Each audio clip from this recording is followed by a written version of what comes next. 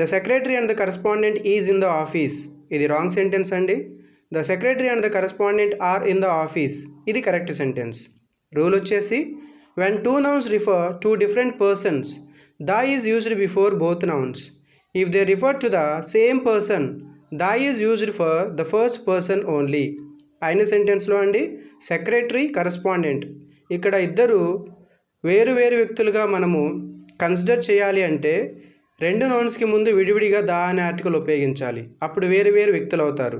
అలాంటి సందర్భాల్లో plural verb ఉపయోగించాల్సి ఉంటుంది.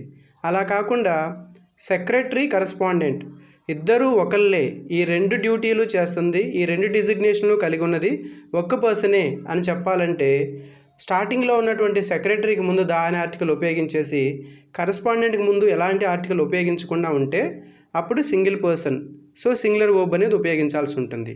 Okay, thank you.